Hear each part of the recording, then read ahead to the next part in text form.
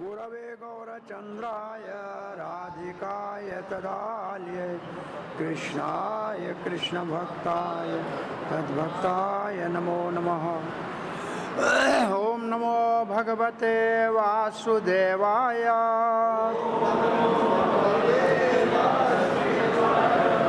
ओम नमो भगवते वासुदेवाय।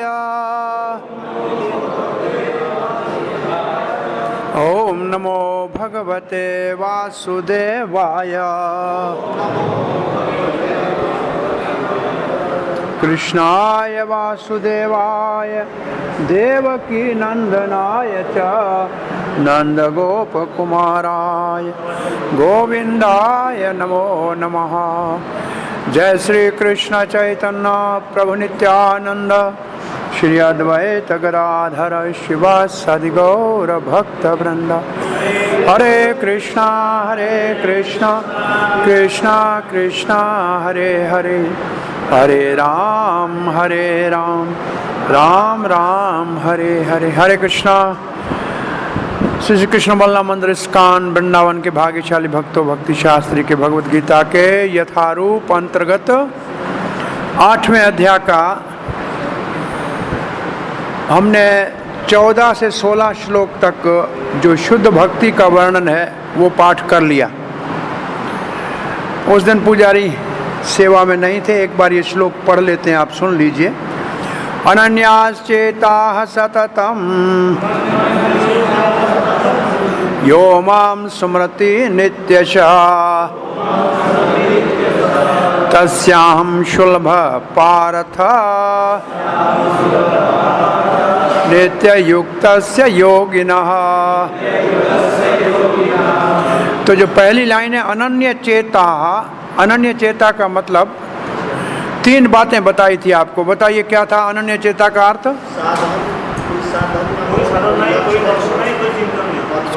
किसी भगवान श्री कृष्ण के अतिरिक्त और किसी देवी देवता का चिंतन नहीं, कोई और साधन नहीं, कर्म योग ज्ञान योग आदि कोई साधन नहीं, और तीसरा कोई लक्ष्य नहीं, स्वर्ग मुक्ति आदि कोई लक्ष्य नहीं।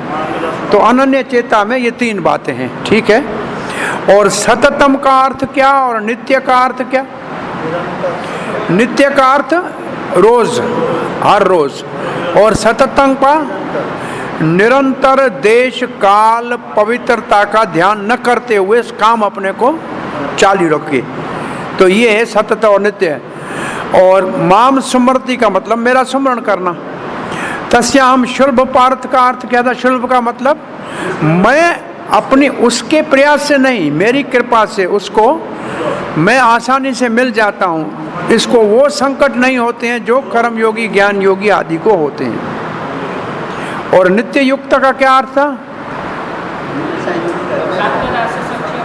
जो मेरा सानिध्य प्राप्त करना चाहता है दास्य सख्य आदि रस में। वैसे भक्ति में जो लगा है, लेकिन काय के लिए लगा है? मुक्ति के लिए नहीं लगा है। मेरे से संबंध स्थापित करके दास्य भाव, सख्या भाव, वात्सल्य भाव, ऐसे भाव को प्राप्त करना चाहता है। तो अब है कि जिसका अनन्य चेता है उसको मिलेगा क्या, अथवा जो गति प्राप्त करेगा तो क्या होगा? तो 15वां श्लोक है माम उपेत्य पुनर्जन्म दुःखालयम् अशाश्वतम् नाप्नुवन्ति महात्मनः संसिद्धिं परमां गताः। माम उपेत्य का मतलब मुझे प्राप्त कर कर, पुनर्जन्म मतलब बार बार जन्म मृत्यु में नहीं आएगा। बोला क्या तकलीफ है? बोला दुखदाई है, दुखालयम है और अशाश्वत है। शाश्वत नहीं है, अशाश्वत है। और वो जो वहाँ कौन पहुँचते हैं, वहाँ कौन अधिकारी है उसके? महात्मा न वापनोति महात्मा। महात्मा वापस नहीं आते हैं, जो महात्मा है वही वहाँ आ सकते हैं। और संसिद्धिम, उनको सम्यक सिद्धि प्राप्त होती है। मेरी पराम गति मतलब मेरे धाम में आते हैं और मेरी सेवा में लगते हैं। फिर ब्रह्मोवना लोका पुनरावृत्तिनो अर्जुन मामुपेत तु कौन्तेय पुनर्जन्म न विद्यते।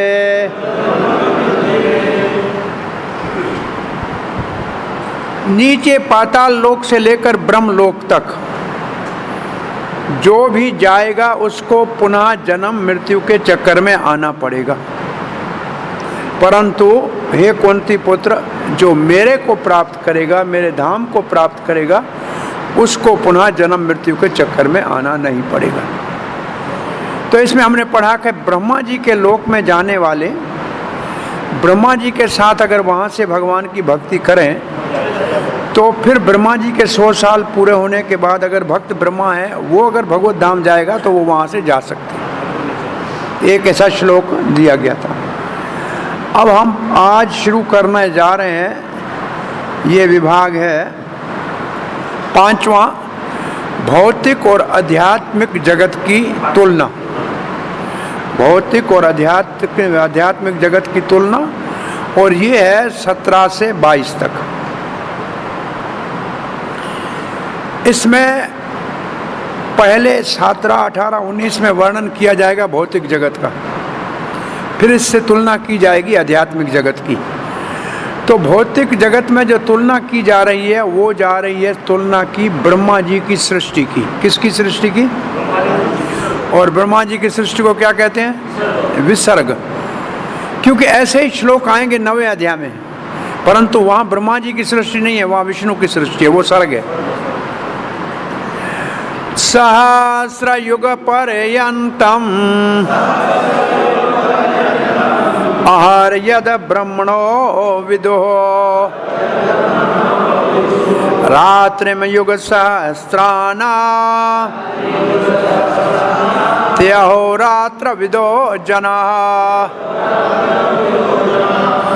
सहस्र का अर्थ किसी को आता है?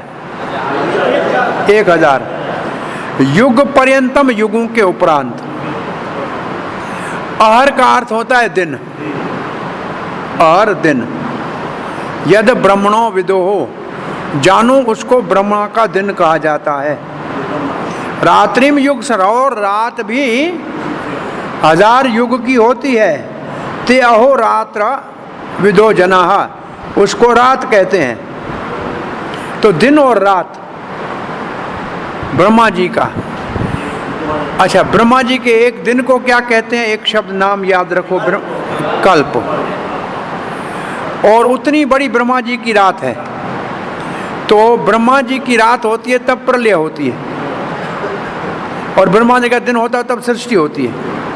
तो इसको कहते हैं, 4 प्रकार की प्रलय का वर्णन है 12वें स्कंद भागवत में। एक है नित्य प्रलय, रोज रात को हम सोते हैं, सुबह उठते हैं, ये रात को 8 घंटे सोते हैं, 6 घंटे, वो तो प्रलय हो गई ना हमारे लिए, दुनिया ही नहीं रही। वो है नित्य प्रलय, रोज की। दूसरी है नैमित्तिक प्रलय, जो ब्रह्मा जी की दिन पूरा होगा तो रात को प्रलय हो जाएगी, वो नेम से होती है। एक है महाप्रलय, जब ब्रह्मा जी के 100 साल पूरे हो जाएंगे। ओके, एक होती है आत्यंतिक प्रलय, मतलब जन्म मृत्यु से मुक्त होकर भगवत धाम चला जाए। इसका मतलब ब्रह्मा जी के 100 साल के बाद भी दोबारा जब ब्रह्मा जी नई सृष्टि करेंगे तब जन्म लेना पड़ेगा। नित्य, नैमित्तिक, महाप्रलय और आत्यंतिक प्रलय। ये आपके पाठ्यक्रम में नहीं है, परंतु ये आपकी जानकारी है। भागवत के 12वें स्कंद का विषय है। तो यहां कौन सी प्रलय का वर्णन हो रहा है? नैमित्तिक प्रलय। ये है नैमित्तिक प्रलय। ब्रह्मा जी के दिन में सृष्टि, रात में प्रलय। ऐसे है जैसे हमारा काम है। ऐसे है ना, हम दिन में काम करते हैं, रात को सो जाते हैं। जो काम जहाँ छोड़ा दूसरे दिन सुबह उठ के वहाँ से शुरू करते हैं। ऐसे ब्रह्मा जी सो जाते हैं तो सारे ही जीव ब्रह्मा जी के साथ गर्भोदक्षाय विष्णु के पेट में चले जाते हैं और रात ब्रह्मा जी तक वहीं पड़े रहते हैं। और सब जब दोबारा ब्रह्मा जी का दिन होता है तब फिर गर्भोदक्षाय विष्णु के पेट से निकलते हैं, फिर सृष्टि होती है। तो ये चक्कर चलता रहता है। ये इस श्लोक का भाव है। ठीक है। अब इस श्लोक के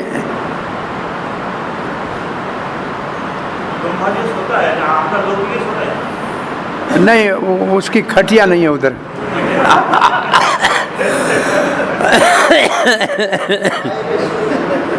एक मुख्य बात इसमें यह है कि तत्व सारे प्रधान में लीन नहीं होते हैं ब्रह्मा जी की रात में। और यहाँ एक बात और भी याद रख लीजिए, ब्रह्मा जी की रात वाली प्रलय सिर्फ भूर्भुव स्वलोक की होती है। स्वर्ग लोक तक सबकी प्रलय होती है, ऊपर के लोगों की नहीं होती है। स्वर्ग के ऊपर कौन से लोग हैं?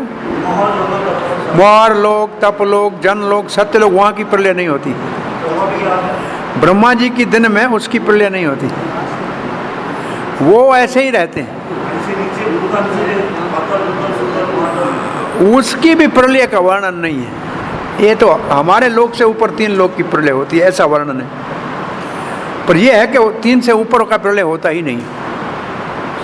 अब प्रभुपाद जी के तात्पर्य देख लिखिए कि भौतिक जगत का जीवन सीमित है, भौतिक जगत की अवधि सीमित है और ये चक्कर में चलती है। चक्कर में चलती है का इसका मतलब दिन रात का चक्कर। और ब्रह्मा जी के एक दिन को कल्प कहते हैं और उसमें 1000 चतुर्युगियां बीत जाती हैं। चतुर्युगियों का मतलब सत्य, त्रेता, द्वापर और कलयुग, ये 1000 बार। वैसे 1000 कहते हैं जनरली, 71 बार होता है वैसे। क्या संधियां ये वो सब मिला के 1000 सामान्य भाषा में कहते हैं, वैसे 71 4 युग बदलते हैं तो ब्रह्मा जी का दिन होता है। तो यहाँ 1004 चतुर्युगियां बीतती हैं ब्रह्मा जी के दिन में। अब प्रभुपाद ने हमको जानकारी के लिए लिख दिया है कि सत्य युग जो होता है उसमें क्या क्या होता है। अच्छाइयाँ होती है, बुराई कोई नहीं होती। उसमें लोग बुद्धिमान होते हैं, सबका सौभाग्य होता है, सब धार्मिक होते हैं और विशेष रूप से कहीं अज्ञानता नहीं, कोई पाप नहीं। और ये युग 17 लाख साल, 17,28,000 साल चलता है। त्रेता युग आएगा वो 12,96,000 साल चलेगा। उसमें थोड़ा सा पाप चालू हो जाएगा, अपराध चालू हो जाएगा। द्वापर युग 8,64,000 साल चलेगा और इसके अंदर धर्म का सारा स्तर आधा कम हो जाएगा। और फिर कलियुग 4,32,000 साल है, उसमें 5,000 साल बीत चुके हैं और इसमें प्रायः लोग जो है आधर्मिक होंगे, अज्ञानी होंगे, सदा ही दुखी रहेंगे। और कलियुग के अंतिम समय में लोग जब बहुत ही पापी हो जाएंगे, भगवान कल की अवतार लेकर सब का नाश करके और फिर सत्ययुग का पुनः शुभारंभ करेंगे। ये तो प्रभुपाद जी ने दिए जानकारी। और फिर प्रभुपाद जी कहते हैं फिर दोबारा ये 4 युग और ऐसे 1000 बार युग बदलेंगे। कितना लंबा चौड़ा चक्कर है। अब प्रभुपाद जी कहते हैं 4 युग जब 1000 बार चक्कर लगाएंगे तो ब्रह्मा जी का एक दिन होगा और उतना ही समय ब्रह्मा जी की लंबी रात है।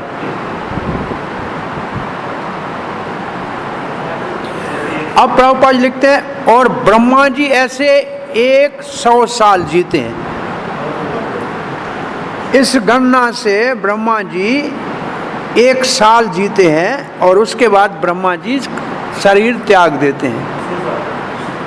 ब्रह्मा जी के अब 50 साल हो गए हैं। ये जो अब सृष्टि चल रही है ना, इसमें ब्रह्मा जी के 50 साल हो गए, मतलब 50 साल हो गए हैं। और ये जो मानो कि एक दिन जो है उसका, इस वक्त जो दिन है ब्रह्मा जी का, उसका दोपहर चल रहा है, 7वां मनवंतर चल रहा है। क्योंकि एक ब्रह्मा जी के दिन में 14 मनु आते हैं, तो ये 7वां मनु चल रहा है। आज मत दोपहर का टाइम समय हो गया, अब ब्रह्मा जी के इस दिन का दोपहर का समय हो गया। और ये 28वीं चतुर्युगी चल रही है। ब्रह्मा जी के इस दिन की 28वीं चतुर्युगी चल रही है। इसका अर्थ है अभी और कोई 100 के हिसाब से गिने तो अभी 70 चतुर्युगियां और चलेंगी, तब ब्रह्मा जी का एक दिन पूरा होगा। पर इस ब्रह्मा जी के दिन का अच्छा समय बीत गया, क्योंकि भगवान श्री कृष्ण आते हैं, वो आ गए। वो द्वापर के अंतिम चरण में आते हैं, और चैतन्य महाप्रभु कलयुग के प्रथम चरण में आते हैं। तो ये दोनों हो गया। अब केवल पाप और परेशानी है और कुछ नहीं। अब कलयुग के अंदर केवल कलह रहेगा।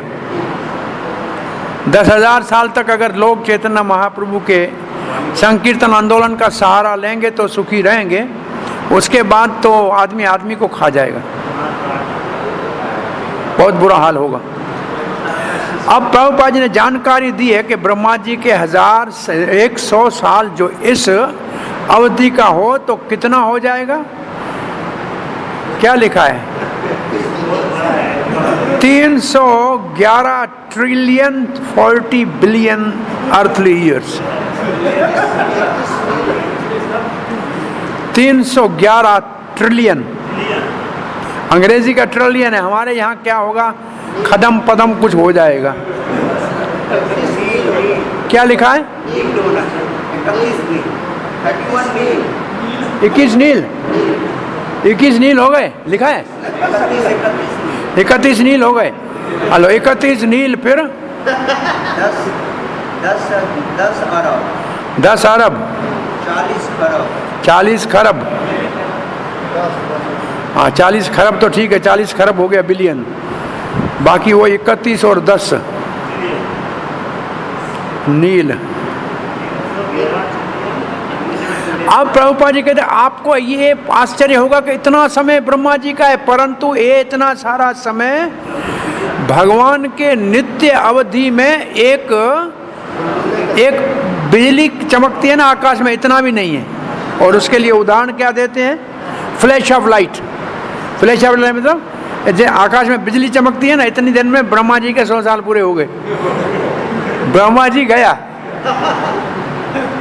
अब इसको आप ब्रह्मा जी को समझने के लिए उसकी आयु को आप ऐसे समझे, बरसात पड़ेगी ना, रात को पतंग पैदा होंगे, रात को शादी हुए, बच्चे हुए, और सुबह सब मर गए और झाड़ू से निकाल दिए।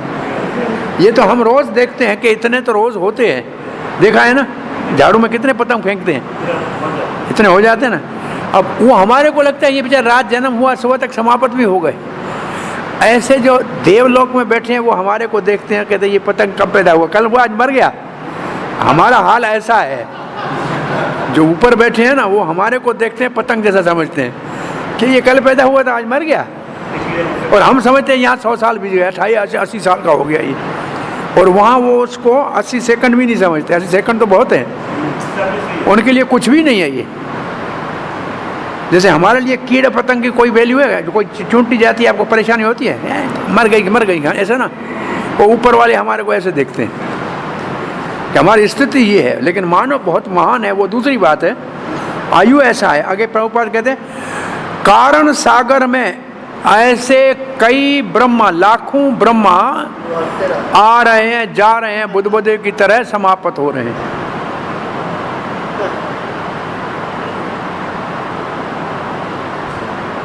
अब एक शब्द प्रभुपाद जी कह रहे हैं, वो ध्यान रखना है कि ब्रह्मा जी की सृष्टि भौतिक जगत की है, और इसके लिए वो सदा के लिए आने जाने वाली है। वो आती जाती रहेगी, सदा रहने वाली नहीं।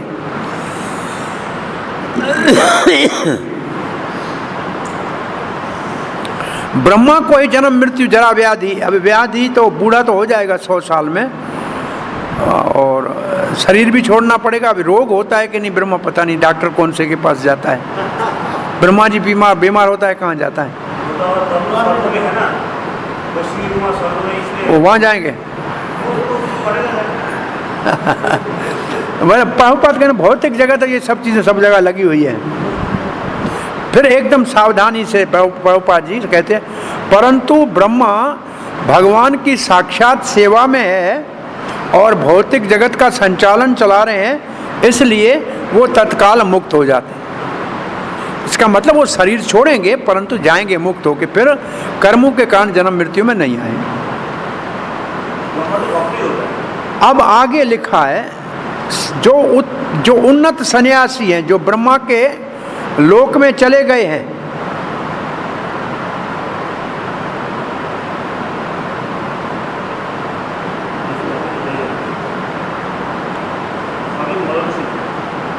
और वहां जब ब्रह्मलोक में वो रहते हैं, तब ब्रह्मा जी जब शरीर छोड़ेंगे तब वो भी शरीर छोड़ देंगे। ऐसा नहीं कि वो जीवित रह सकते हैं। ये ऐसे लिखा है कि हमारे आचार्यों ने लिखा है कि लोग कहते हैं कि ब्रह्मा जी के लोक में सन्यासी जाके मरते नहीं है। बोले प्रभुपाद इसलिए लिखते हैं कि वो भी ब्रह्मा जी के साथ शरीर छोड़ देते हैं। ये आचार्यों की कमेंट्री में ये है, मैंने पढ़ा नहीं लेकिन है। 100 साल ब्रह्मा तक जीवित रहेंगे तब तक नहीं मरेंगे। ब्रह्मा जी के साथ शरीर छोड़ेंगे फिर मुक्त होकर चले जाएंगे। अब आ रहा है 18वां श्लोक। अव्यक्ताद व्यक्तः सर्वा प्रभवन्ते अहर आगमे रात्र्याग्मे प्रलीयन्ते तत्रैवा अव्यक्त संज्ञके। अहर आग में का मतलब दिन आने के ऊपर, ब्रह्मा जी के दिन के आने के ऊपर सर्वाह सारे जीव अव्यक्ताद व्यक्त प्रभवंती, अव्यक्त से व्यक्त हो जाते हैं। अव्यक्त का मतलब जो नैमित्तिक प्रलय के समय जब सो गए थे, ये अव्यक्त का अर्थ प्रधान में लीन नहीं है, आएगा बताएंगे। तो ये अव्यक्त क्या है? ब्रह्मा जी का रात। इस अव्यक्त का अर्थ है ब्रह्मा जी का रात, ब्रह्मा जी का रात, ये ब्रह्मा जी का रात। और फिर लिखा है अव्यक्ताद व्यक्त प्रभवंती, प्रभवंती का मतलब दोबारा जन्म लेते हैं, दोबारा उत्पन्न होते हैं।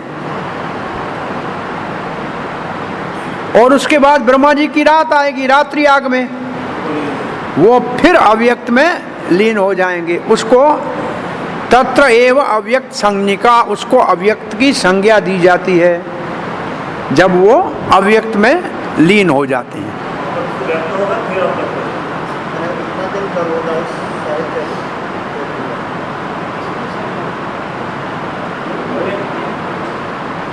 बोलो ब्रह्मा जी के लोक तक जो नहीं पहुंचते हैं उससे कम बुद्धि वाले हैं, जो स्वर्ग आदि लोक तक जाते हैं या पृथ्वी के लोक पे होते हैं, वो ब्रह्मा जी के दिन में जीते हैं और रात में प्रलय होती है, उससे ऊपर नहीं होती है। मतलब इसका ये है।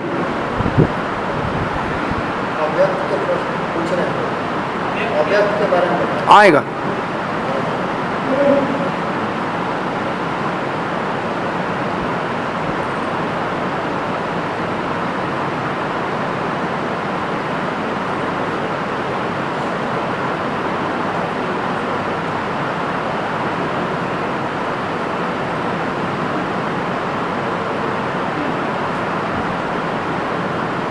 अव्यक्तात, यहाँ अर्थ है ब्रह्मा जी के रात, जब ब्रह्मा जी सोते हैं। इस श्लोक में बलदेव विद्याभूषण कहते हैं अव्यक्त का अर्थ है ब्रह्मा जी की रात, जब ब्रह्मा जी सोते हैं।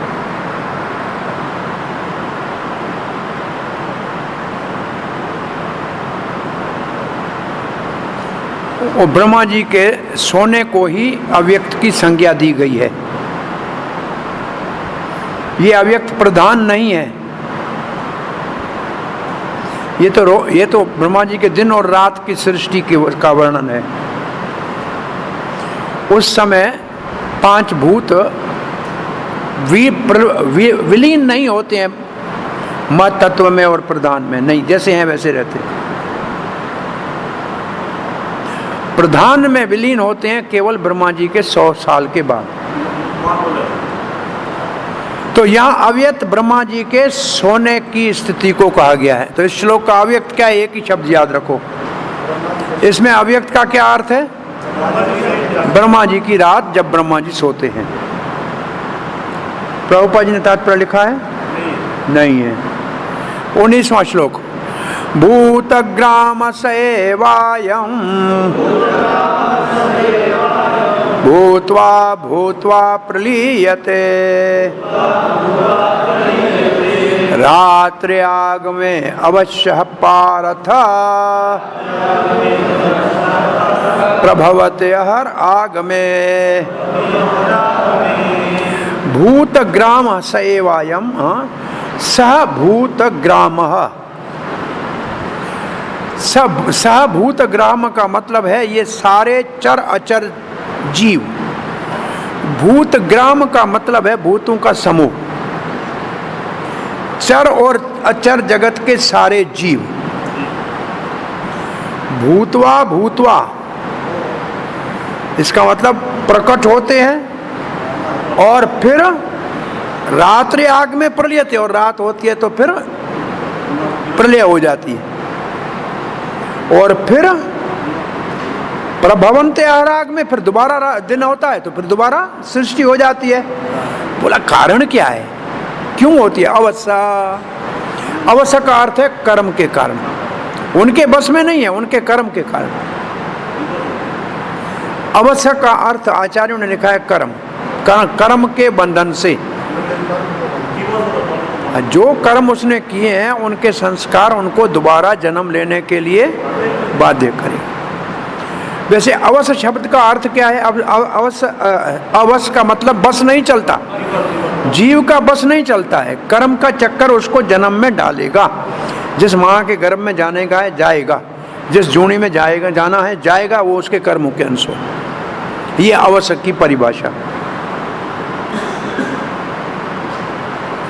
कभी कहते हैं कि जब वो एक बार मर गए तो फिर दोबारा क्या जन्म लेंगे क्या? ये प्रश्न उठता है। कोई मर गया तो मर गया, बोलो नहीं, क्योंकि कहा जाता है कि जो चीज नाश हो गई फिर थोड़ी वापस आएगी। परंतु ये श्लोक कहता है नहीं, जो मर जाते हैं वो फिर वापस प्रकट हो जाते हैं। हाँ, जो भी चर अचर जगत है अपने कर्मों के वश में, अवश्य कर्मों के बस में, स्वतंत्र नहीं है। ब्रह्मा जी का दिन होगा तो दोबारा जाग जाएंगे।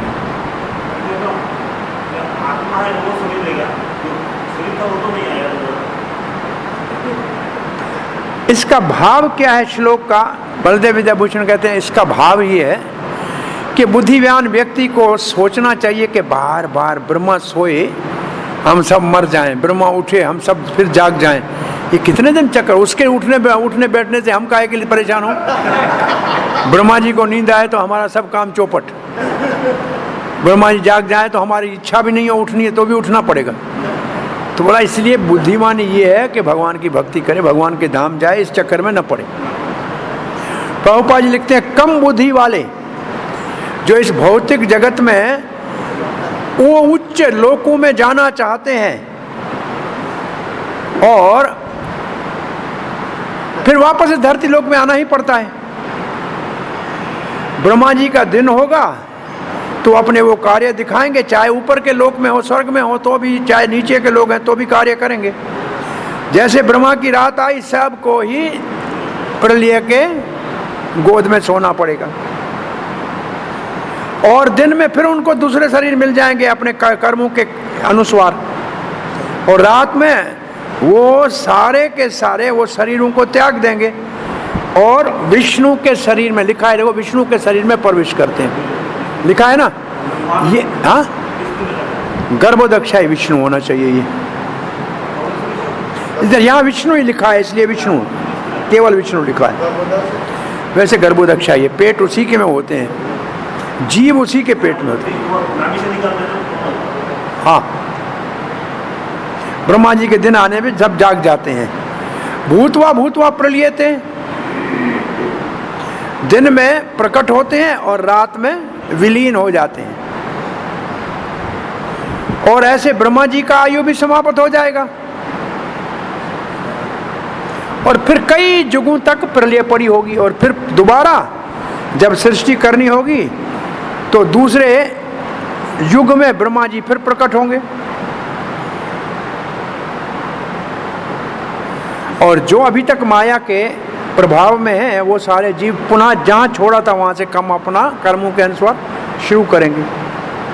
ये किसकी बात कही जा रही है? ये बात कही जा रही है ब्रह्मा जी के 100 साल के बाद भी। 100 साल ब्रह्मा जी के पूरे हो गए, प्रलय हो गई, महाप्रलय, कुछ नहीं बचा। तब तो ब्रह्मा जी का लोक भी गया, 14 भवन गए, फिर कुछ नहीं रहेगा, केवल प्रलय का जल रहेगा। कई लिखा है कई युगों तक। और फिर जब दोबारा सृष्टि करनी होती है तब नए सिरे से सृष्टि होगी और तब सारे ही बद्ध जीव दोबारा जन्म लेंगे और लेंगे अपने कर्मों का अनुसार, जहां काम छोड़ा था वहीं से लेंगे।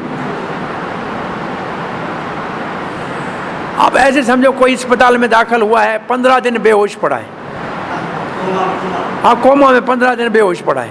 15 दिन के बाद जब होश में आएगा वापस अपने घर आएगा, वही बच्चे, वही घर, वही काम, वही दुकान, जहाँ था वहीं से काम शुरू करेगा। 15 दिन उसके लिए प्रलय हो गई। तो ऐसे वो 15 दिन यहाँ का है, वहाँ के हिसाब से 15 लाख साल हो जाएंगे, तब भी उठेंगे, तब वहीं से काम शुरू करना पड़ेगा जहाँ छोड़ा है। अब प्रभुपाद जी आगे क्या लिखते हैं? बुद्धिमान व्यक्ति को कृष्ण भावना का सहारा लेकर मानव जन्म में पूर्ण रूप से भगवत भक्ति में लगना चाहिए। हरे कृष्ण महामंत्र का जप करना चाहिए, पूरा महामंत्र लिखा है। और ऐसे करेंगे तो हम वापस आध्यात्मिक जगत भगवान श्री कृष्ण के धाम में सच्चिदानंद सुख लेंगे और जन्म मृत्यु से मुक्त हो जाएंगे। अब ये तो हुआ भौतिक जगत का वर्णन। अब आ रहा है तुलना। हाँ, 20 श्लोक से तुलना शुरू हो रही है। परस्तस्मात् भावो अन्यो अव्यक्तो अव्यक्तात् सनातनः यः स सर्वेषु भूतेषु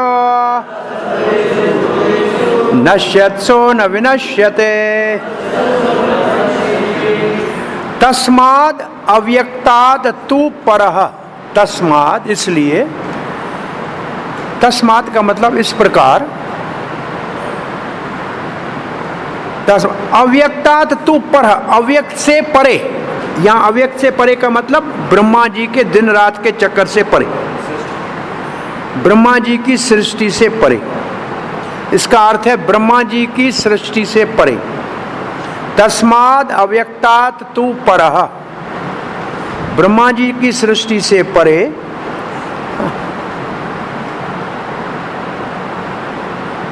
माने ब्रह्मा जी की रात का जो अव्यक्त होता है उससे परे।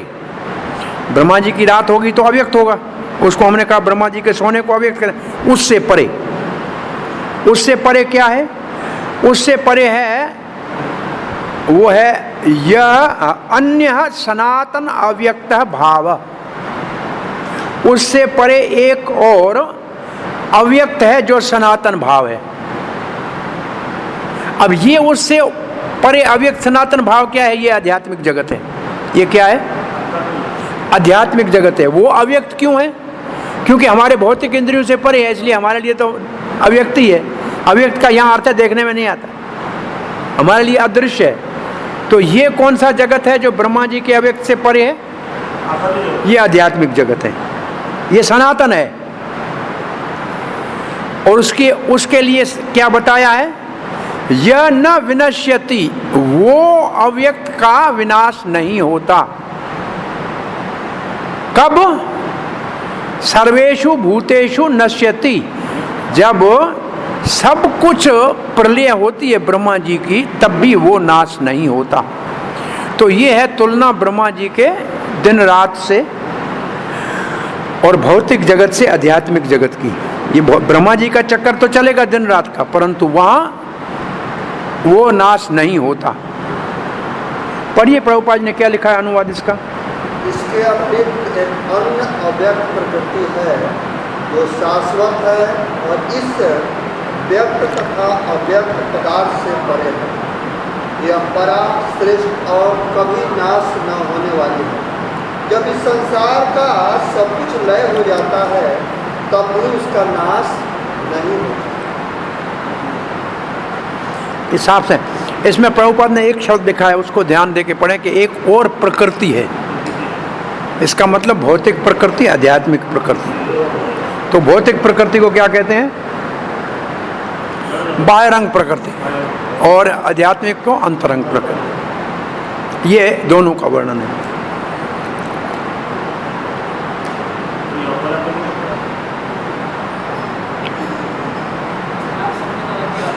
अब बलदेव विद्याभूषण कहते हैं एक शब्द जो भगवान ने आगे कहा है ना, माम उपेत्य। माम उपेत्य शब्द आया ना, कि जो 15वें 16 माम उपेत्य 15 और 16 में आया ना, अब उनका वर्णन हो रहा है। जो भगवान को प्राप्त करेंगे उसका वर्णन है। वो ब्रह्मा जी के अव्यक्त से ऊपर है, और जिसको जो पूजा के योग्य है और उसके गुणों का वर्णन किया है। गुण क्या है? अव्यक्त है,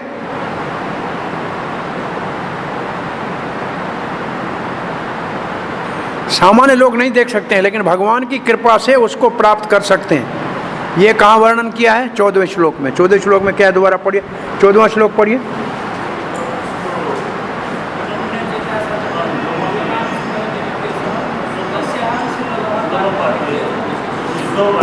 जो भक्त हैं उनको वो अव्यक्त मिल जाता है, सो उनको मिलता है, दूसरों को नहीं मिलता, इसलिए अव्यक्त है।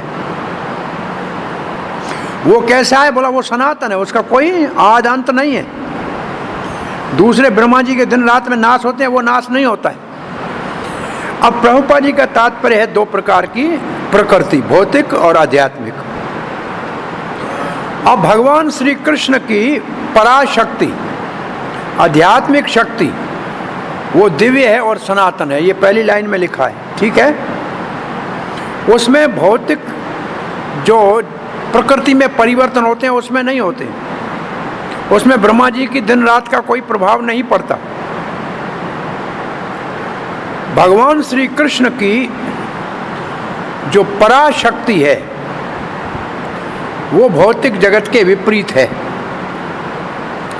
देखो, इस पराशक्ति को जीव आत्मा नहीं समझना है, क्योंकि 7वें अध्याय में जीवात्मा को परवा कहा था और प्रकृति को अपरा कहा था। ये वो परा नहीं है, ये परा है अंतरंग शक्ति।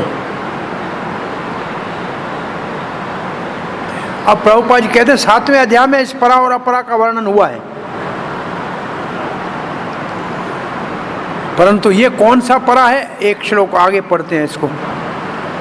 इस अव्यक्त को क्या कहते हैं? जो परा है इसको क्या कहते हैं? अव्यक्तो अक्षरति उक्ता तमाहो परमां गतिम यम प्राप्य न निवर्तन्ते तदधाम परमं मम। अव्यक्त को अक्षर कहते हैं, वो अव्यक्त अक्षर है।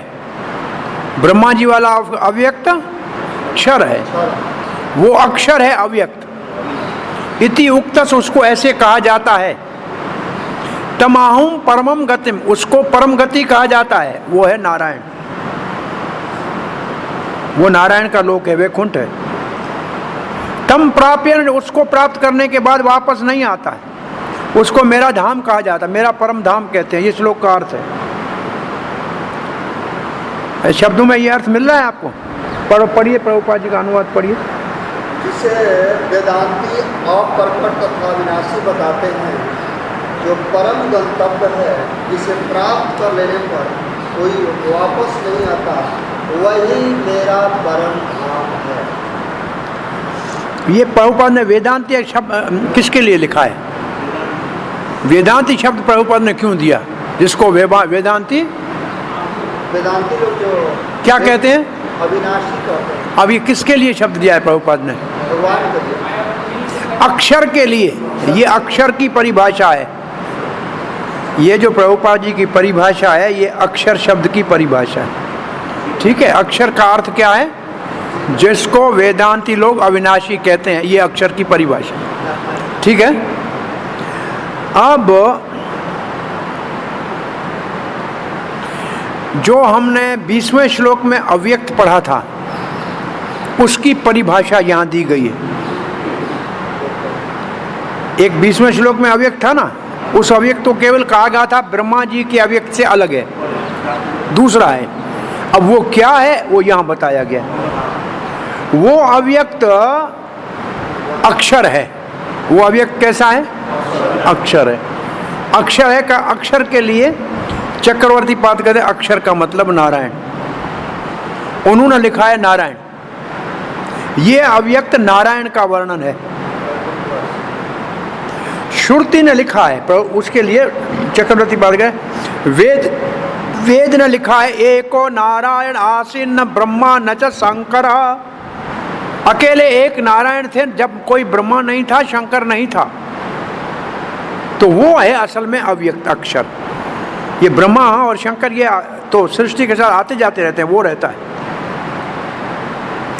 मेरे परम धाम को प्राप्त करते हैं, उसको वापस नहीं आना चाहता। यहाँ अक्षर जो है, अगर वेदांती इसको कहेंगे ब्रह्म, तो फिर मेरे परम धाम का अर्थ होगा ब्रह्म ज्योति।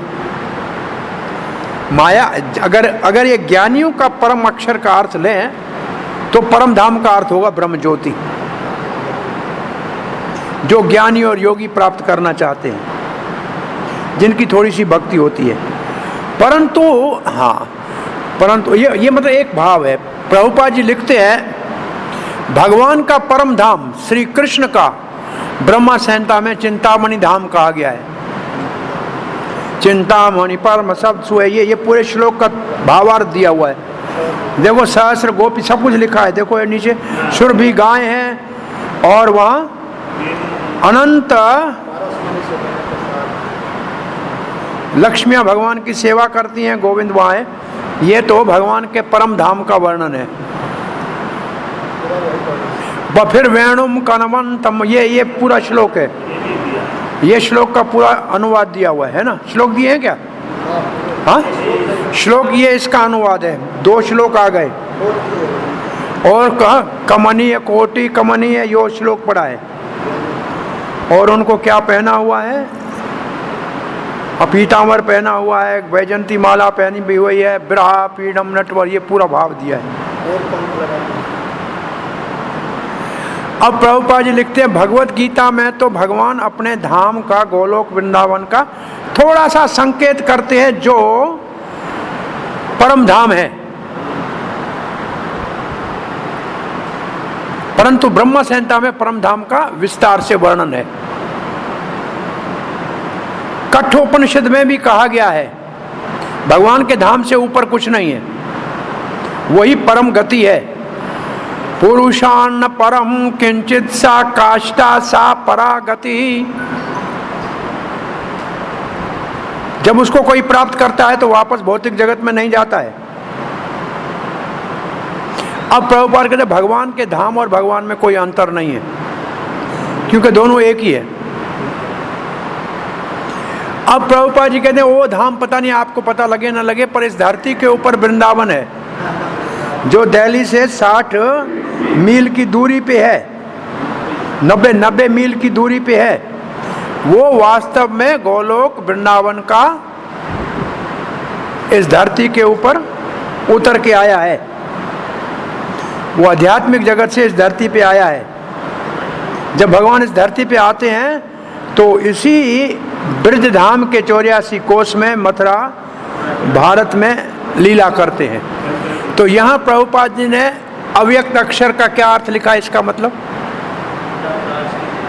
अव्यक्त अक्षर परम धाम का अर्थ क्या लिखा? गोलोक धाम। गोलोक धाम लिखा। तो गोलोक धाम में कौन है? कृष्ण है।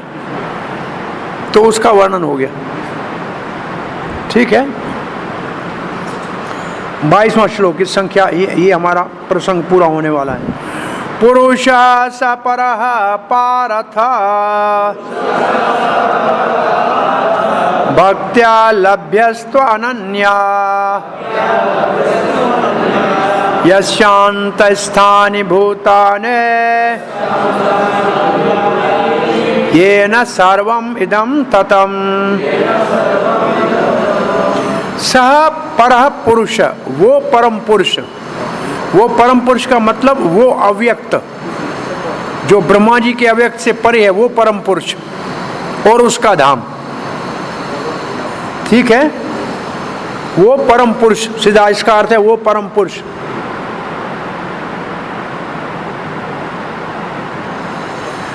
उसकी पहचान क्या है?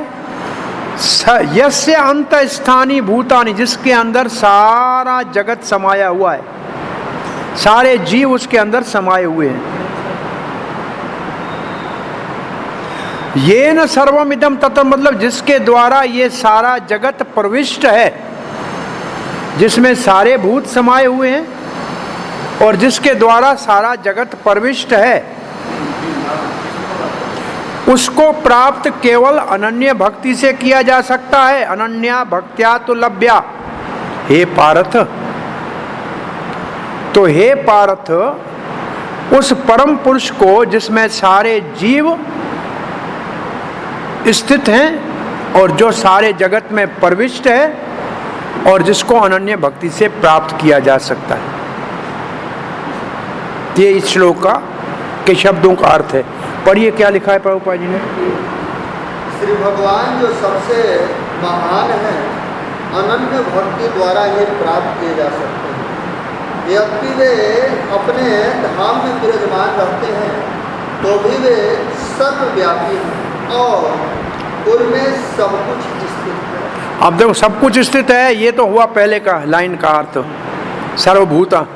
और भगवान अपने धाम में होते हुए सबको सब जगह है, ये है सब में प्रविष्ट है, उसका अर्थ। प्रभुपाद ने थोड़ा सा भाव ये दिया है कि भगवत धाम में होते हुए सब जगह है और सब कुछ उसमें स्थित है। अब ये श्लोक उस भगवान के धाम को प्राप्त करने का साधन बता रहा है। केवल अनन्य भक्ति के द्वारा उसको प्राप्त किया जा सकता है। बोला कोई कहाँ लिखा है ये अनन्य भक्ति? बोला 14वें श्लोक में जो बोला है। कौन सी अनन्य भक्ति किसको कहते हैं? 14वें श्लोक वाली भक्ति को। दूसरे किसी से, इसका मतलब प्रधानीभूता भक्ति से नहीं मिलेगा। ठीक है, मिक्स भक्ति से नहीं मिलेगा, मिश्रण वाली भक्ति से नहीं मिलेगा, अनन्य भक्ति से वो मिलेगा।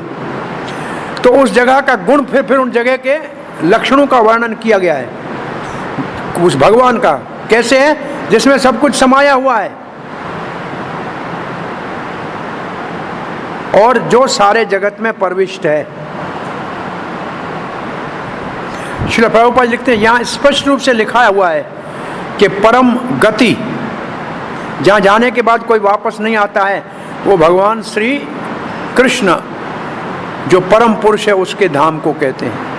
तो परम गति किसको कहते हैं? भगवान श्री कृष्ण के परम धाम को। ब्रह्म संहिता में उसका वर्णन किया है, आनंद चिन्मय रस प्रतिभा, ये श्लोक पूरा। अब यहाँ ये तो ठीक है, इसके बाद की लाइन को ध्यान से पढ़िए। अब लाइन एक पढ़िए, क्या लिखा है? जो विशेषताएं आध्यात्मिक गुण, आनंद,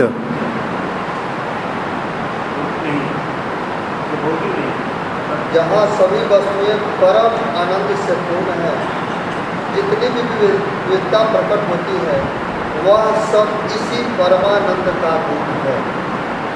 वहाँ कुछ भी भौतिक नहीं। ये क्या, किसका वर्णन है? इसमें मुख्य बात क्या है? मुख्य बात क्या है इस लाइन में? आध्यात्मिक जगत में विविधताएं हैं, बहुत से गुण हैं। ये इसका मतलब निर्विशेष नहीं है, सविशेष है। पहला जो विविधताएं का मतलब सविशेष, और गुण है इसका मतलब निर्गुण नहीं है। वहाँ भगवान अनंत गुणों से संपन्न और अनंत विशेष रसों से, विशेष रस का मतलब सारे वात्सल्य रस, माधुर्य रस, दास्य रस, ये सब रस है वह, क्योंकि शब्द रस की बात हो रही है। आनंद चिन्मय रस है। तो वहाँ जो भगवान का धाम ऐसे शून्य नहीं है, वो निर्विशेष नहीं है, ये बात कही गई है। इसके बाद वाली लाइन भी ध्यान से पढ़िए, समझ में आती है। देखो, विविधताएं भगवान के आध्यात्मिक विस्तार है, भगवान स्वयं का, और ये पूरे का पूरा आध्यात्मिक शक्ति, ये पराशक्ति जो 7वें अध्याय में कही गई है, ये भगवान के कौन से भगवान का विस्तार है? अगर भगवान का धाम है और विशेषताएं हैं तो भगवान का धाम बलराम जी से, बलराम जी का विस्तार है। भगवान का धाम, भगवान की सब जो भी चीजें आध्यात्मिक जगत है, बलराम जी का विस्तार है, तो वो भी तो भगवान ही है।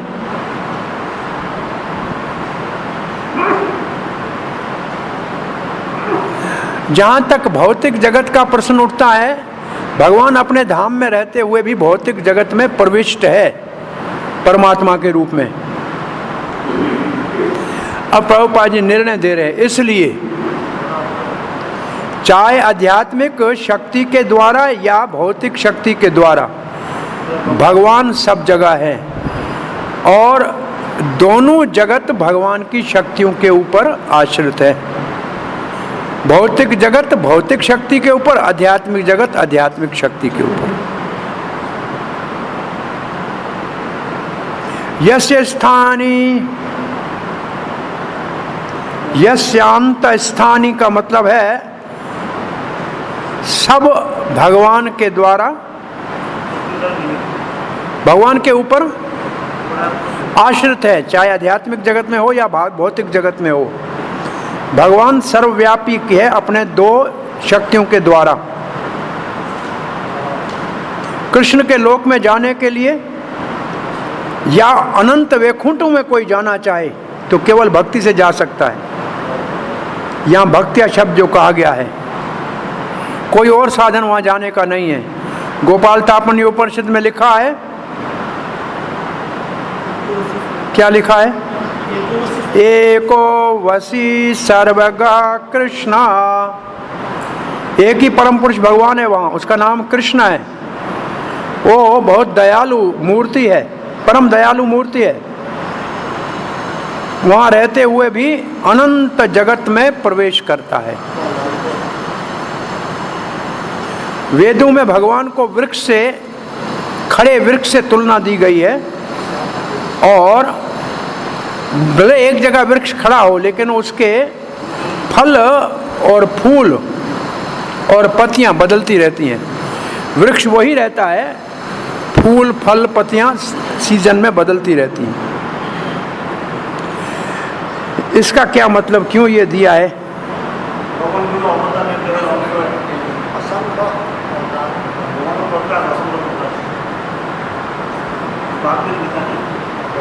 वेद भगवान को उस वृक्ष, एक जगह खड़े हुए वृक्ष से तुलना देते हैं, जो कई फल जिसे निकलते हैं, फूल निकलते हैं और पत्तियां बदलती रहती हैं।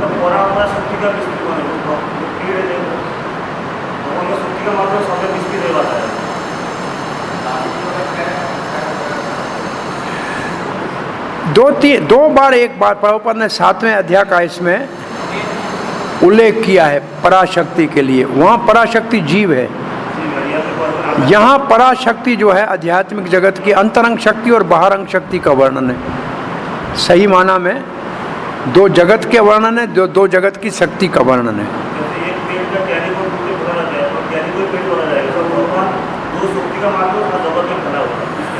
और सभी लोग भगवान के ऊपर आश्रित है, या भौतिक शक्ति, भौतिक जगत में भौतिक शक्ति भी, आध्यात्मिक जगत में आध्यात्मिक शक्ति।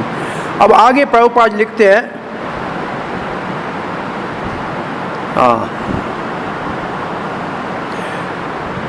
भगवान के जो विस्तार हैं, जो वैकुंठ में रहते हैं, उनके 4 हाथ हैं और उनके अलग अलग नाम हैं। पुरुषोत्तम, त्रिविक्रम, केशव, माधव, अनिरुद्ध, ऋषिकेश, संकृष्ण, प्रद्युम्न, श्रीधर, वासुदेव, दामोदर, जनार्दन, नारायण, वामन, पद्मनाभ। ये अलग अलग नाम का आधार क्या है वैकुंठ में? वो भगवान के जो 4 आयुध है, शंख, चक्र, पद्म, गदा, वो जिस हाथ में बदलता जाएगा नाम बदलता जाएगा। वो कौन सा, जिसके सीधे हाथ में ऊपर शंख है उसका नाम दूसरा है, सीधे हाथ में ऊपर चक्र है तो नाम दूसरा है। ऐसे वो आयुध बदलते जाएंगे, नाम बदलता जाएगा। तो जो नाम बदलेंगे आयुध हो, नाम बदलते रहेंगे। किसी को याद है जो भगवान चतुर्भुज रूप में जगन्नाथपुरी के बिल्कुल निकट अलानाथ में विराजमान है, उसके हाथ में क्या क्या चीजें कौन सी है? 4 चीजें हैं, कौन से हाथ में क्या है और वो कौन सा भगवान का स्वरूप है? याद किसी को नहीं होगा, लेकिन ये याद रखने जैसा है। इसमें 2 प्रश्न उठते हैं। पहले तो चैतन्य महाप्रभु कृष्ण के अतिरिक्त और किसी के पास जाएंगे नहीं, तो वहाँ क्यों जाते थे जब जगन्नाथ का दर्शन नहीं होता था? तो 4 हाथ वाले के पास क्यों जाएंगे? और भक्ति सिद्धांत सरस्वती उस मंदिर का जीर्णोद्धार करने के लिए काम करने वाले कहीं टाइम खराब न करें, उनके लिए बीड़ी अपने हाथ से बनाते थे, ताकि वो बीड़ी पीने के लिए टाइम खराब न करें, उनको बना के देते थे। अगर क्यों, कोई महत्व होगा ना उसका। 4 हाथ वाला ये है, लेकिन महाप्रभु वहाँ जाते हैं। ये वो 4 हाथ वाला कृष्ण है जो रास लीला में अदृश्य हो गया और गोपियों के सामने वही कृष्ण खड़ा था, तो वो कृष्ण ही है। राधा रानी आई तो 2 हाथ गुम हो गए, तो वो जनार्दन, वो जनार्दन है। मैं समझता हूँ वो जनार्दन है। उसके हाथ में क्या है, आज जाके पढ़ के देखना, अच्छी तरह से ढूंढ के निकालना क्या क्या है, कौन से हाथ में क्या है।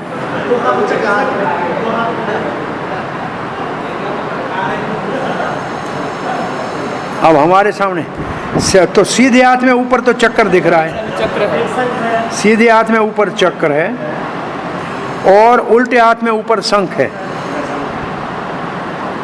और नीचे उल्टे हाथ में गदा है। तो बाकी तो एक ही हाथ रहा, नीचे वाला उसमें पद्मी है। हाँ, ये नीचे हाथ है, इसमें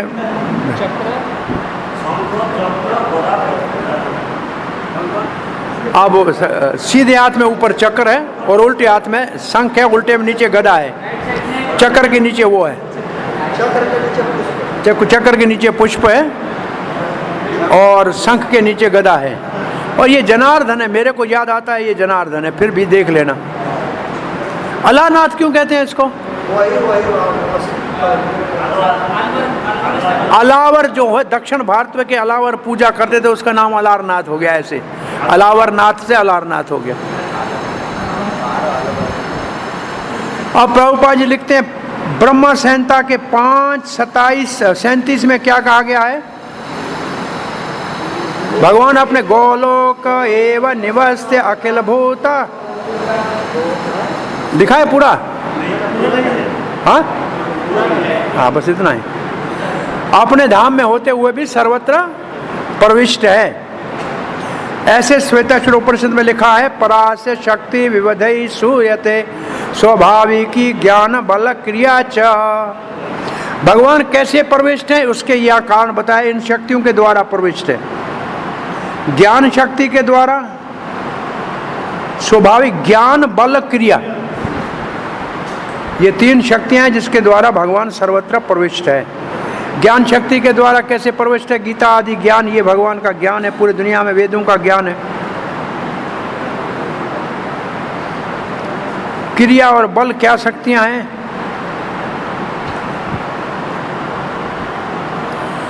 तो ये हमारा विभाग पूरा हो रहा है। कुछ समझ में आया इस विभाग में क्या है? आध्यात्मिक और भौतिक जगत की तुलना है। तो ब्रह्मा जी का दिन रात में समाप्त होता है, भगवान के धाम जाएंगे तो कोई समाप्ति नहीं है, सदा रहेगा। वो कैसा है? वो भगवान की अंतरंग शक्ति के अधीन है, वो हर एक चीज़ नित्य है, भगवान वहाँ रहते हुए भी सब जगह प्रविष्ट है। अब हमारा छठा विभाग शुरू हो रहा है। असल में ये विभाग 23 से 28 का मतलब पूर्णाहुति का विभाग है। 28 श्लोक ही है इस अध्याय में, है ना। अब इसमें है 2 मार्ग जाने के संसार से, देवयान और पितृयान। देवयान और पितृयान। और वास्तव में शुद्ध भक्ति ही केवल कृष्ण को प्राप्त कर सकती है, वो है उत्तम रास्ता। ये दोनों रास्ते, इनसे उत्तम है भक्ति। कृष्ण को प्राप्ति के लिए भक्ति की महानता। तो आइए 23वां श्लोक पढ़ते हैं। यत्र काले त्वनावृतम आवृतम चैव योगिनः प्रयाता यान्ति तम कालम वक्ष्यामि भर्तृ ऋषभ। हे भर्तृ ऋषभ, अब मैं आपको बताने जा रहा हूं। वक्ष्यामि, 2 रास्ते। यत्र काले, यत्र काले का मतलब जिस समय कोई जाता है, तो ये है वो रास्ते। उस समय में कोई जाएगा तो कौन से रास्ते से जाएगा? किसके लिए बता रहे? बोला योगियों के लिए। वो जाएंगे तो वापस आएंगे कि नहीं आएंगे? आवृतम अनावृतम। आवृतम का मतलब आएंगे, अनावृतम का मतलब नहीं आएंगे। इसका अर्थ है, कृष्ण कह रहे हैं अपार्थ, हे भरत ऋषभ, अब मैं आपको 2 रास्ते बता रहा हूं। एक में जाने वाले वापस लौट के आएंगे और एक में जाने वाले वापस नहीं आएंगे। इसका अर्थ है ये। ठीक है।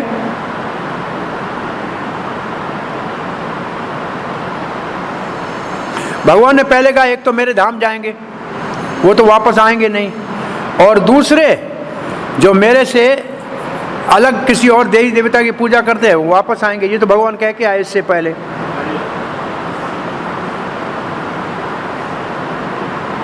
अब वो भक्त जो काम्य कर्म करते हैं, योगी हैं, वो जाते हैं और वापस नहीं जाते हैं, वो कौन सा रास्ता है? योगियों का रास्ता कौन सा है? काल का मतलब है, अच्छा एक शब्द यहाँ याद रखो, यहाँ जो इस श्लोक में काल है उसका अर्थ है काल का अधिपति देवता। जो भी काल होगा, दिन होगा तो दिन का अधिपति देखता, रात होगा तो रात का। काल का अर्थ है उसका अधिपति देवता। समय मतलब जो कहा जाए जिसमें काल का वर्णन हो, उसके अधिपति देवता समझना चाहिए। जैसे अगर कहा जाए अग्नि तो अग्नि का देवता, धूमर तो धूम का देवता। ये समय के, ये 2 चीजें समय में नहीं आती हैं, अग्नि और धूम समय में नहीं आएगा। काल स्टिल, उसके लिए भी काल कहा गया है।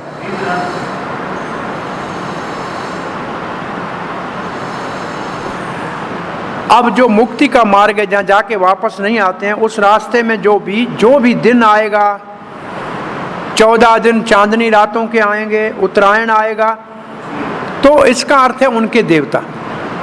दिन का देवता, उत्तरायण का देवता, हर एक का अपना अपना देवता है। अभी आएगा, बात करेंगे। इसका मतलब काल का मतलब वो रास्ता जिसमें बहुत से देवता हैं जो उसकी सहायता करते हैं, वो देवता उसकी सहायता करे। इसका अर्थ ऐसा है, अभी कभी कभी हमें उदाहरण ऐसे सामान्य दे रहे हैं, भाई कोई बंदी को यहाँ से बम्बई ले जाना वाला हो तो यहाँ के पुलिस वाले, मथुरा वाले यहाँ से ले जाएंगे, आगे राजस्थान आएगा, राजस्थान वालों के हवाले कर देंगे। ये यहाँ से वापस लौट देंगे, राजस्थान वाले वहाँ से ले जाके मध्य प्रदेश वालों को दे देंगे, मध्य प्रदेश वाले यहाँ से वहाँ से ले जाके महाराष्ट्र वालों को दे देंगे।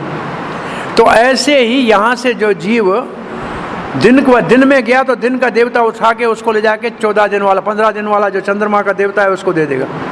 चंद्रमाला वाला उसको उठा के वहाँ से उत्तरायण वाले देवता को दे देगा। उत्तरायण वाला उठा के उसको आगे वाले देवता को पहुँचा देगा। ऐसे करके वो वहाँ तक पहुँचेगा। इसका अर्थ ये है कि जिसका जो नाम है उसका अधिपति देवता है। अब प्रभुपाद जी का तात्पर्य पढ़िए। हे भरत श्रेष्ठ, अब मैं तुम्हें उन विभिन्न कालों को बताऊंगा जिनमें इस संसार से प्रयाण करने के बाद योगी पुनः आता है अथवा नहीं है। यहाँ योगी का मतलब है, असल में योगी का मतलब है योग मिश्रित भक्ति वाला। अब प्रभुपाद जी तात्पर्य में लिखते हैं जो अनन्य भगवान के भक्त हैं, जो पूर्ण रूप से शरणागत है, उनको कोई परवाह नहीं है कि कब शरीर छूटेगा। जब भी छूटे कोई बात नहीं। भगवान के भक्तों को कब शरीर छूटेगा उसकी कोई चिंता नहीं है। वो भगवान के हाथों में सब कुछ छोड़ देते हैं और बहुत आसानी से भगवत धाम चले जाते हैं बिना प्रयास के। परंतु जो अनन्य भक्त नहीं है उनको आध्यात्मिक अपना साधन अपनाना पड़ेगा, कर्म योग का, ज्ञान योग का, हठ योग का, और विशेष समय के ऊपर अपने शरीर को छोड़ने के लिए अभ्यास करना पड़ेगा। तब मरने के बाद वापस आएंगे या ना आएंगे उसका पता लगेगा। अब प्रभुपाद जी के तात्पर्य में दो बातें, भक्तों को चिंता करने की जरूरत नहीं है, परंतु जो भक्त नहीं है और योगी है उनको अपने शरीर को छोड़ने के लिए समय निर्धारित करना पड़ेगा, साधन करके उसी समय में जाना है। जैसे भीष्म पितामह रुके हुए थे कि नहीं जाऊंगा मैं, उत्तरायण आएगा तब जाऊंगा। बोले भीष्म तो भक्त था, लेकिन वैसे ऐसे योगी होते हैं उनको कहते हैं इच्छा मृत्यु। इच्छा मृत्यु, अपनी इच्छा से जब चाहे तब प्राण छोड़ सके, तो ऐसे योगी होते हैं इच्छा मृत्यु वाले। अब पहला रास्ता बता रहे हैं जिसमें जाने वाला वापस नहीं आता है। अग्निर्ज्योतिर् शुक्ला क्षणमासा उत्तरायणम तत्र प्रयाता गच्छन्ते ब्रह्म विदो जनाः। अग्निर ब्रह्म विदो जना, पहले इसका अर्थ से समझ लो। ब्रह्म विदो जना का मतलब क्या है? जो ब्रह्म को जानते हैं। ब्रह्म विदो जना का मतलब ज्ञानी, जो ब्रह्म को जानते हैं। जो ब्रह्म को जानते हैं तत्र प्रयाता। तत्र प्रयाता का मतलब जब वो कब शरीर छोड़ेंगे, वो कहते हैं कि कब शरीर छोड़ेंगे, बोला अग्नि वाला रास्ता हो, प्रकाश वाला रास्ता हो। अग्निर्ज्योतिर, अग्नि और प्रकाश वाला रास्ता। फिर दिन, हाँ, और क्या है? अह शुक्ल षणमासा उत्तरायण। अह का मतलब दिन, और फिर शुक्ल का शुक्ल पक्ष, और षणमासा का मतलब 6 महीने उत्तरायण के, वो ब्रह्म को प्राप्त करते हैं। ब्रह्म का मतलब है कि वो ब्रह्म में लीन होते हैं या भगवान के धाम जाते हैं। दोनों अर्थ निकलेंगे जैसा भक्त होगा। ये कौन सा रास्ता बताया जा रहा है? जिसमें जाने वाला वापस नहीं आएगा, जो वापस नहीं आएगा, ये देवयान है। इसमें पहला शब्द है अग्नि, फिर है ज्योति। इसका मतलब अग्नि का देव और प्रकाश का देवता। श्रुति में इन देवताओं का नाम लिखा है। अह का मतलब दिन का देवता, और शुक्ल का मतलब चांदने शुक्ल पक्ष का देवता। षणमास उत्तरायण का मतलब उनका देवता, और इसके साथ और भी कुछ साल का देवता भी आएगा। फिर 6 महीने के बाद साल का देवता। एक श्लोक है छांदोग्य उपनिषद में,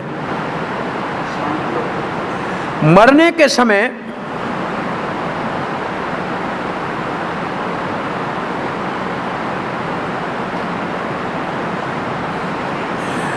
किसी की कोई अंत्येष्टि क्रिया करे या न करे, मरने के समय कोई उसका पीछे कहीं भी मर जाए, परंतु अगर वो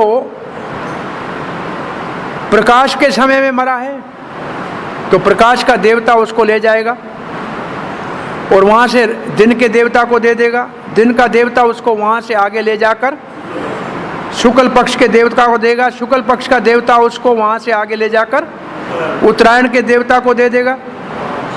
उत्तरायण का देवता वहाँ से उसको वर्ष के देवता को देंगे।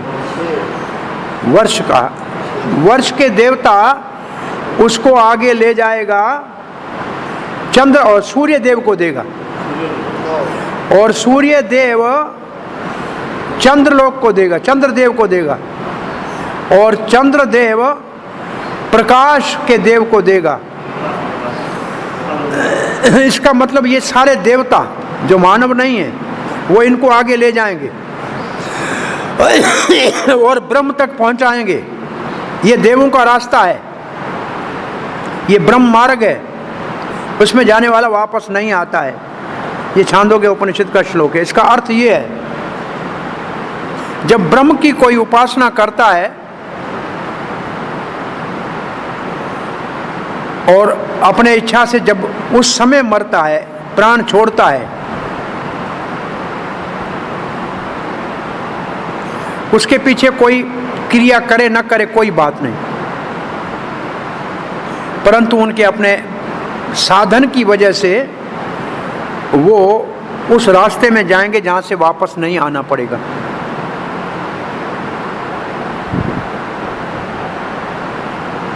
अब बलदेव विद्याभूषण कहते हैं, साल के देवता और सूर्य देवता के बीच में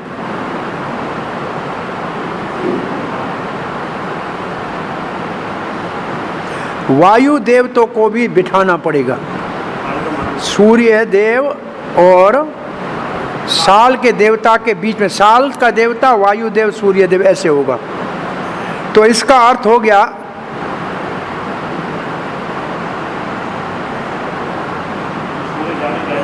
और जब प्रकाश के देवता के बाद जल के देवता को बिठाना पड़ेगा, फिर इंद्र और ब्रह्मा।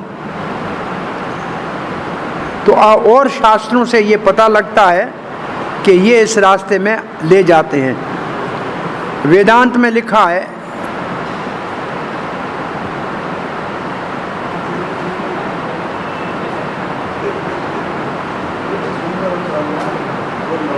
अब मैं ये तो पढ़ लिया, अब आप या अब पक्का लिखो, 12 देवता है इस रास्ते में। 12 देवता है। पहले है प्रकाश का देवता, फिर दिन का देवता, प्रकाश, दिन, फिर शुक्ल पक्ष, फिर उत्तरायण, फिर वर्ष का देवता, फिर वायुदेव, फिर सूर्य देव, फिर चंद्रदेव, और चंद्र के बाद बिजली, हाँ बिजली का देवता, फिर जल देवता, फिर इंद्र देवता और फिर ब्रह्मा। इतने देवता जिसको पकड़ के ले जाएंगे वो वापस नहीं आएगा। जल के बाद इंद्र, इंद्र के बाद ब्रह्मा। 12 हो गए क्या? अब मैं इसका संस्कृत नाम पढ़ रहा हूँ। अर्च पहले का नाम है अर्ची, पहले का नाम है अर्ची। अर्चिर दिना शीत पक्षई यह उत्तरायण शरण मरुद रवि भी विदुह विद्युत, विद्युत है बिजली को नाम है विद्युत, वरुण इंद्र द्रोण्य चानक पद हरे हे मक्खा मुक्त light day waxing 4 nights solace the air sun moon light water Indra ब्रह्म। अब ये तो हमने पढ़ा बलदेव विद्याभूषण का तात्पर्य। 12 देव ऐसे दिमाग में आए ना आए, 12 देव अगर याद हैं तो ठीक है। ये देवता जिसको ले जाएंगे वो वापस नहीं आएगा। अब प्रभुपाद जी क्या लिखते हैं, जब हम अग्नि की और प्रकाश की, दिन की या शुक्ल पक्ष की या चंद्र की बात करते हैं तो समझना चाहिए कि इनके अधिपति देवता उस आत्मा के ले जाने की व्यवस्था करेंगे। देखा लिखा है ना, अब तो ये भाव आ गया, अब समझ में आ गया। तो मृत्यु के समय मन हमारे को दूसरे जीवन के लिए ले जाएगा। ये मालूम है किसी को? ये 15वें अध्याय का श्लोक है। एक शरीर को छोड़ने के समय आत्मा को मन दूसरे शरीर में ऐसे ले जाता है जैसे वायु गंध को ले जाती है। तो यहाँ मन लिखा है, इसलिए एक शरीर से दूसरे शरीर में मन ले जाता है। मन में क्या होती है? इच्छाएं। वो इच्छाएं जो भी पूरी करनी है उसके देवता पकड़ के वहां ले जाएंगे। ऐसे बताए हुए समय के ऊपर कोई शरीर त्यागता है, चाहे दुर्घटनावश हो चाहे व्यवस्था से हो, तो फिर वो ब्रह्म ज्योति को प्राप्त करता है। प्रभुपाद ने लिखा है ये ब्रह्म ज्योति का मार्ग है योगियों का, ठीक है। और फिर प्रभुपाद ने कहा जो योगी सिद्ध है वो अपने मरने का समय और जगह कब मरेंगे वो अपना तय कर लेते हैं। और जिनके पास ये बस में नहीं है, अचानक ऐसे समय के ऊपर शरीर छूट गया जो शुभ मुहूर्त है, तो फिर जन्म मृत्यु से बच जाएगा, नहीं तो निश्चित रूप से चक्कर में पड़ा रहेगा। परंतु शुद्ध भक्त जो कृष्ण भावना में है उसको भय नहीं करना चाहिए वापस आने का। और समय कोई शुभ हो या अशुभ हो, कोई बात नहीं। एक बाबा था, मैंने आपको बताई थी पहले बात, इच्छा मृत्यु की। एक ब्रज का एक बाबा था, ग्वालियों के साथ उसका सखा भाव था। तो जो ग्वालियर गाय चराते थे ना, हाँ, तो उनके पास आके बैठ जाता था, वो खिलाते थे। एक दिन खा नहीं रहा था, बोला क्यों? बोला आज मरने की इच्छा हो रही है, और सो गया और प्राण निकल गए। तो उठा के ग्वालियर का भी, जब बाबा रोज आता था इसका अग्नि संस्कार करते ले जा रहे थे, तो एक माता जी निकली ब्रजवासी, अरे कौन मर गया आज? मेरी लड़की का शादी है, ये कौन मर गया आज? बोला ये बाबा। बोला ये बाबा तो हमारे घर से मधु कर ले जाता, आज क्यों मरा? कल नहीं मर जाता? एक दिन इनको रुका नहीं। बाबा उठ के बैठ गया। बाबा उठ के बैठ गया, वो ग्वाले भाग गए। बोला ये भूत हो गया, क्या हो गया? अब मर गया था, उठ गया। बाबा ने कहा तू बेटी का शादी कर ले, हम कल मार जाएंगे, इसमें क्या है, हमारी इच्छा जब मरे। उसकी शादी हो गई, वो अपनी वो जो अर्थी थी ना उठा के ले गया, जाके कुटिया में रख दी। दूसरे दिन उसी समय शरीर छोड़ दिया। अब 3 श्लोक है, कल शनिवार है, फिर हमारी छुट्टी हो जाएगी मंडे की। कल ये 3 श्लोक हम आधा पौना घंटा कर लेंगे तो ये अध्याय हो जाएगा पूरा। आज फिर सेवा होगी किसी की प्रसाद में। धूमो रात्रिस्तथा कृष्ण षण्मासा दक्षिणायनम तत्र चंद्रमसं ज्योते योगी प्राप्य निवर्तते। ये वो रास्ता है जिसमें जाने वाला वापस आएगा। अंधेरी रातों में गया, धुएं वाले समय में गया, कृष्ण पक्ष में गया, दक्षिणायन के समय गया, चंद्र ज्योति, ये 8 देवता इस रास्ते में हैं। वो जाने वाला वापस आएगा। ये पितृयान मार्ग है, और यहाँ इसको पितृयान मार्ग कहते हैं। कौन है?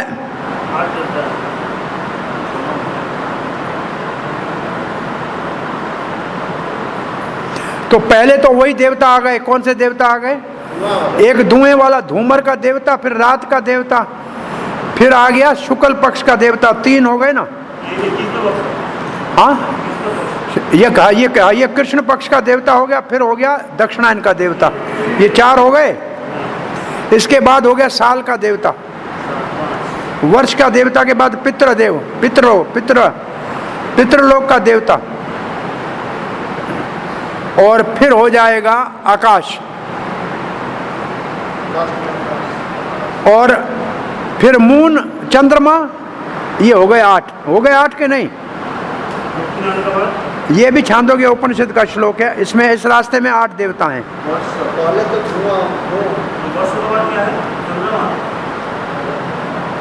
हाँ, पहला हुआ धूमर, रात्रि, कृष्ण पक्ष, दक्षिणायन, वर्ष, पितरलोक और फिर आकाश और चंद्रमा। और वहां जाके भोग करेगा, फिर वापस धरती पे आएगा।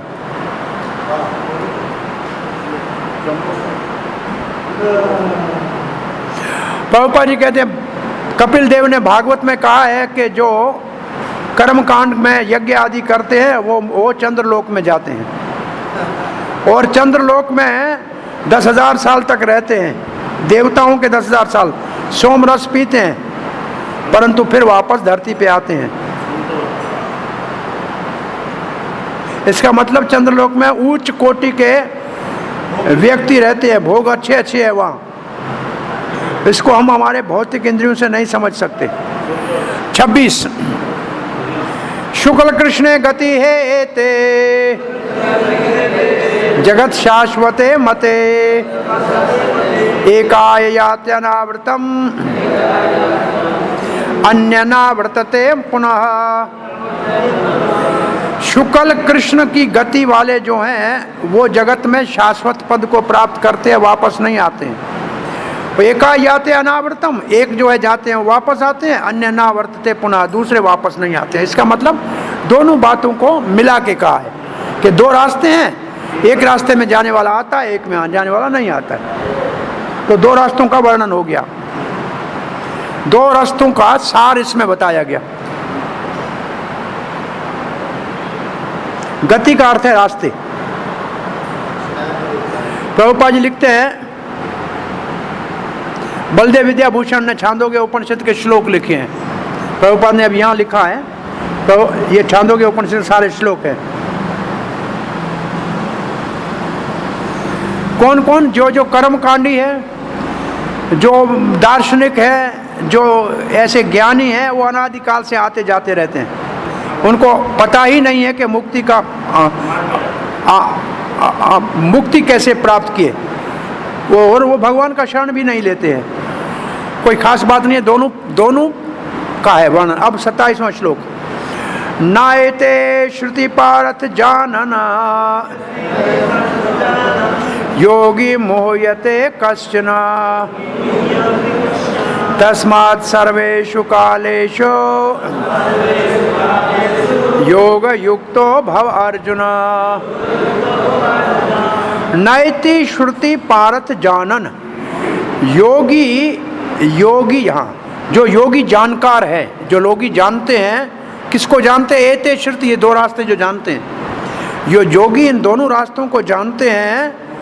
न मोहयन्ते, वो कभी मोहित होते ही नहीं है। इसलिए हर समय मेरा सुमरण करो और अपने मन को मुझ में लगाओ। अरे योग युक्तो भव अर्जुन।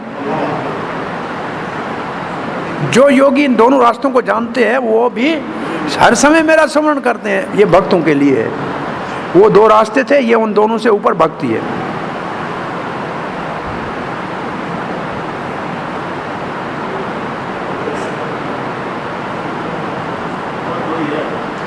श्री प्रभुपाद लिखते हैं, भगवान श्री कृष्ण अर्जुन को यहाँ सलाह दे रहे हैं कि दोनों रास्तों से विचलित नहीं होना चाहिए। हाँ, एक जाने वाला एक आने वाला, कोई चिंता नहीं है इसकी। भगवान का भक्त, भगवान का कोई चिंता करने की जरूरत नहीं है। जाए कैसे जाएगा, अपनी व्यवस्था जाएगा कि दुर्घटना होगी, कोई परवाह नहीं। भक्त को केवल कृष्ण भावना में हरे कृष्ण जपते रहना चाहिए।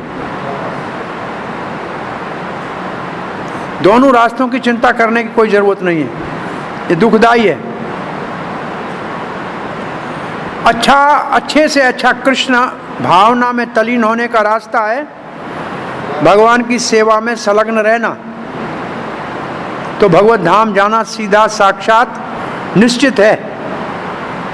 योग युक्त का अर्थ है इस श्लोक में जो योग में स्थित है, निरंतर कृष्ण भावना के कार्यों में लगा हुआ है।